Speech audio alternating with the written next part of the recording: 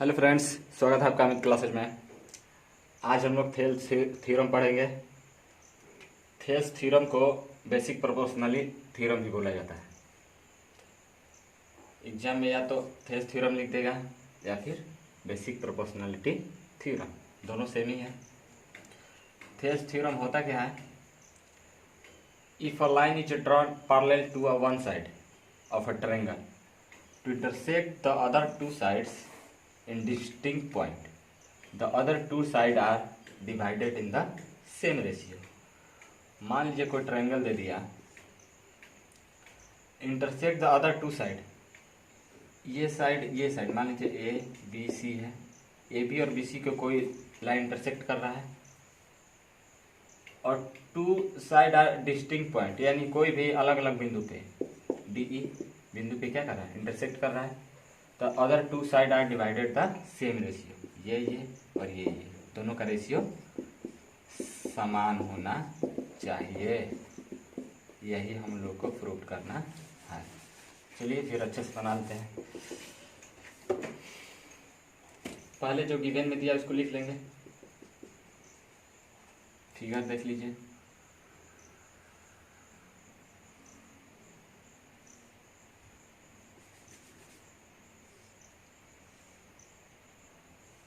मान लीजिए ए बी सी कोई ट्रायंगल है, इसको डी ई रेखा दोनों साइड डिवाइड कर रही है। ए बी को डी पे और ए सी को ई पे। इसको डी से ई को मिला देंगे और बी को ई से, डी को सी से और बी को ई से, और ए सी पे परपेंडिकुलर डाल देंगे एक ठो, और ए बी पे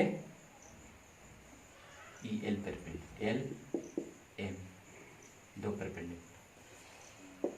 गिवन में a triangle A B C, a line draw a parallel,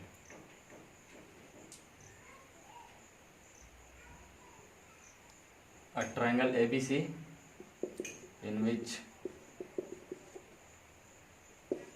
DE parallel BC and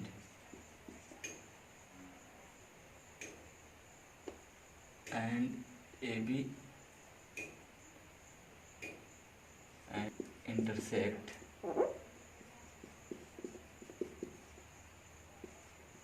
AB at D and AC at E। ठीक है, प्रूफ क्या करना है हम लोग को? टू प्रूफ ए डी बटे बी डी इजकल टू ए ई बटे ई सी। कंस्ट्रक्शन लिख लेंगे। कंस्ट्रक्शन में हम लोग डी को सी से मिलाए हैं,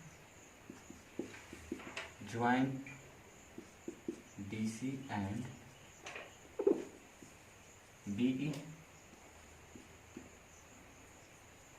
और हम लोग परपेंडिकुलर ए बी पे क्या डाले हैं? E L. Draw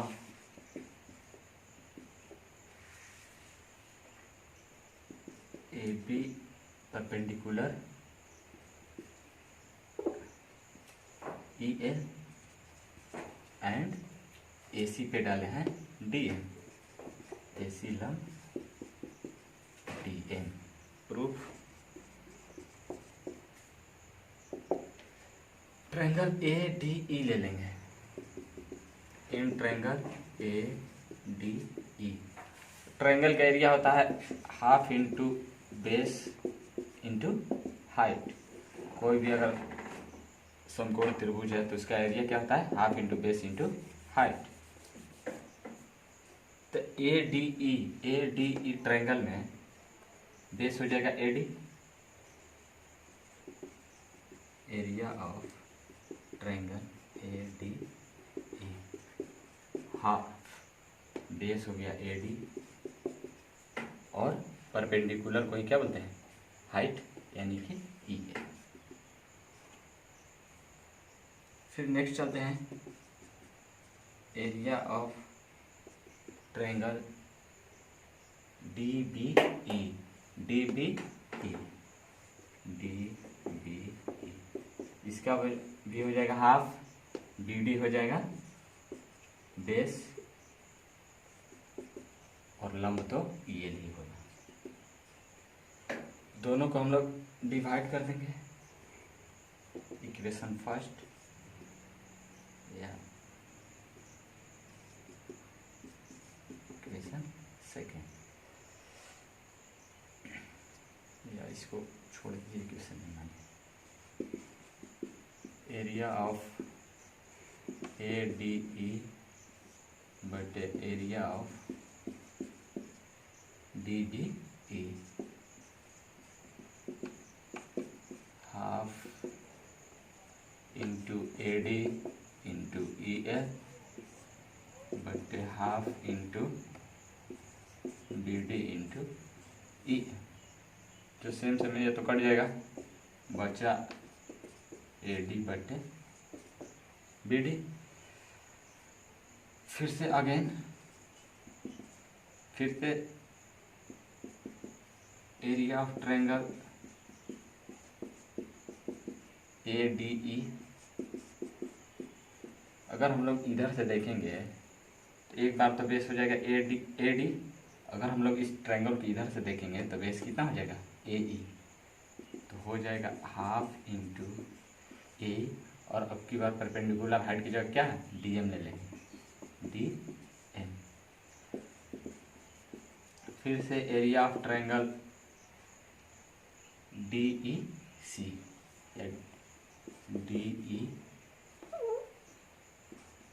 C, half into E C into D A. दोनों को डिवाइड कर देंगे। Area of triangle A D E, area of triangle D E C, half into A E into D M बटे half into E C into D M. जो cut रहा है उसको काट देंगे, यानी ए ई बटे ई सी आ गया। अब ट्रायंगल डी बी ई और डी ई सी सेम बेस और सेम पैरेलल लाइन के बीच स्थित है। सेम बेस यानी कि डी हो गया, triangle D B E and triangle D B E, triangle D B E and triangle D E C. इसको हम लोग इक्वेशन फर्स्ट मान लेंगे और इसको इक्वेशन सेकेंड। ये सेकेंड हो जाएगा, ये फर्स्ट हो जाएगा। डी सी ई सेम बेस पे सिचुएटेड है डी पे, being on same base D E and between same parallel line.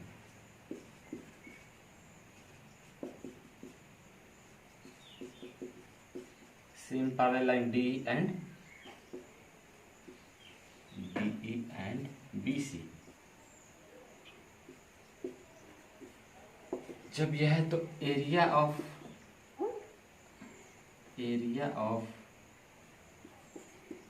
DEC equal to area of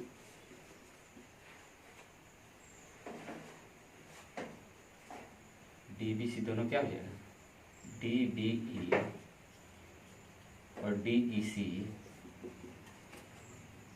दोनों इक्वल हो जाएगा। Area of triangle DBE and DEC दोनों का एरिया सेम हो जाएगा। इसलिए equation first, second and third से ए डी बटे बी डी इक्वल टू ए बटे ई सी हो जाएगा। ए बटे ए डी बटे यहाँ से अलग कर लीजिएगा बी डी इक्वल टू ए बटे ई सी। प्रूफ, यही तो हम लोग को प्रूफ करना है, ए डी बटे बी डी और ए बटे ए सी। नेक्स्ट थ्योरम है कन्वर्स ऑफ थेल्स थ्योरम, यानी कि थेल्स थ्योरम का विलोम, विपरीत, उल्टा। If a line divides any two side of a triangle in the same ratio then the line must be parallel to be third side. मान लीजिए कोई ट्रायंगल है, अगर कोई रेखा इसको क्या करिए सेम रेशियो में डिवाइड कर रही है, ये तो हमको ज्ञात करना है कि डी पैरेलल डी सी होगा। थेल्स थ्योरम का ऑपोजिट है। हम लोग एक ट्रायंगल ले लेंगे,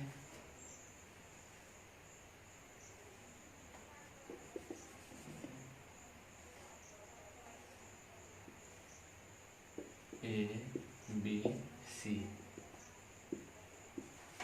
ट्रायंगल ए बी सी, इसको डी क्या करेंगे पैरेलल है, यही तो प्रूव करना है कि पैरेलल है। अभी ये सेम रेशियो में डिवाइड कर रहे हैं।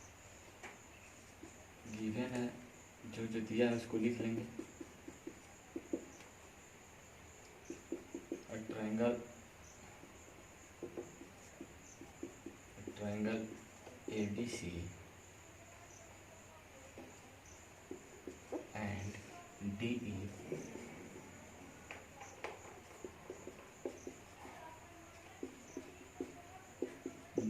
intersecting AD at AB at D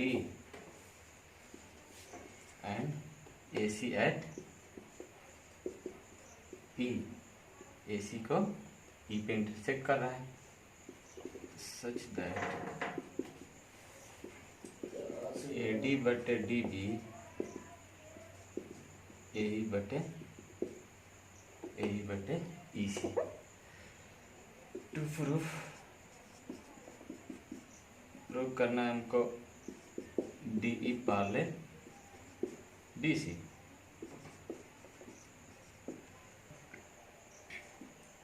if possible,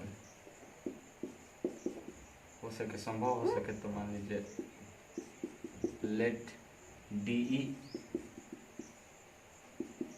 not be parallel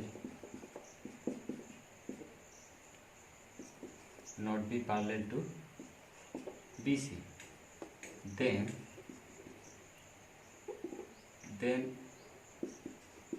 there must be another point, another line,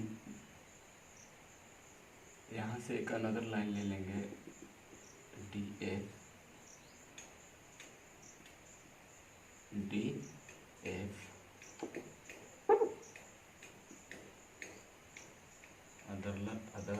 another line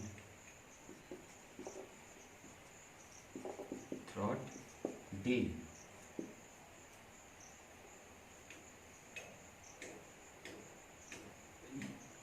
तो हो जाएगा डी एफ पैरेलल, लेट कर लेंगे D F parallel D C, ये D F parallel D C कर लेंगे। यहाँ से डी पॉइंट से कोई मान लेंगे कि हम लोग डी पैरेलल डी सी नहीं है, फिर एक अनदर पॉइंट एफ लेंगे, यहाँ से डी से खींचेंगे और डी एफ पैरेलल लेट कर लेंगे कि बी सी है। फिर देखेंगे by Thales theorem, by Thales theorem क्या आ जाएगा, थेल्स थ्योरम,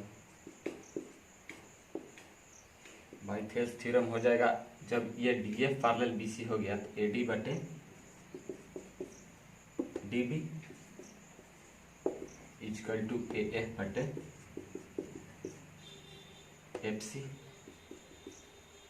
इक्वेशन फर्स्ट। और गिवन में दिया हुआ है, गिवन में हम लोग को क्या दिया है, गिवन है ए डी बटे डी बी इक्वल टू ए ई बटे ई सी। इसको इक्वेशन सेकेंड मान लेंगे। और कोई भी इक्वेशन का जब लेफ्ट साइड बराबर हो तो राइट साइड ऑटोमेटिक बराबर हो जाता है। ए डी बटे डी बी, ए डी बटे डी बी, दोनों इक्वेशन का यानी कि लेफ्ट साइड क्या है, बराबर है, राइट साइड ऑटोमेटिक बराबर हो जाएगा। लिखेंगे from first and second A F बटे एफ सी इक्वल टू ए बटे ई सी। दोनों साइड हम लोग 1 जोड़ देंगे, +1। हम लोग को पता है कि सेम चीज़ से दोनों साइड गुणा कर सकते हैं, दोनों साइड भाग कर सकते हैं, दोनों साइड प्लस या दोनों साइड माइनस कर सकते हैं। तो ये हो जाएगा A F plus F C बटे एफ सी और ए ई प्लस ई सी बटे ई सी। तो A F plus F C दोनों मिलके हो जाएगा ए सी बटे एफ सी, और ए ई बटे ई सी मिलके भी क्या हो जाएगा, एफ सी ए सी, नीचे है ई सी। तो एफ सी तो सेम ही कट जाएगा, इसको हम लोग काट सकते हैं। और काटेंगे भी नहीं तो अभी मान लीजिए थोड़ा सा देख लीजिएगा, नहीं समझ में आता आप लोग को। तो इधर ये ऊपर है, इसको इस साइड लाएंगे तो नीचे में चला जाएगा, यानी कि ए बटे एफ सी इक्वल टू ई सी गुणे ए सी खत्म, यानी कि 1 बटे एफ सी इक्वल टू 1 बटे ई सी। इसको क्रॉस मल्टीप्लिकेशन कर लीजिए, यानी कि E C equal to F C, E C equal to F C. और ई सी इक्वल टू जब एफ सी कब बराबर होगा, जब संयोग से ये दोनों क्या हो जाएगा, एकदम एक ही बिंदु पे स्थित रहेगा। ई C equal to F C कब संभव है, ई सी इक्वल टू एफ सी हो गया, तो ये कब संभव है, this is possible only when E and C are coincide, यानी कि E और F दोनों कॉन्साइड होना चाहिए, यानी कि समपाती होना चाहिए। ये दोनों लगभग एक ही बिंदु पे हैं, एकदम सन्निकट हैं, इसीलिए इसको कॉन्साइड बोला जाता है, समपाती हो। जब ये समपाती हो जाएंगे तो F और E दोनों क्या हो जाएगा, ई सी इक्वल टू एफ सी हो जाएगा। इसलिए डी ई पैरेलल 4 थ्योरम हमने सोल्व करा है, पाइथागोरस का विलोम, थेल्स का कन्वर्स, यानी कि चारों थ्योरम से हर एक एग्जाम में कोई ना कोई एक थ्योरम मस्ट आएगा। इसलिए इसको जाके आप लोग अच्छे से देख लीजिए, प्रैक्टिस कीजिए।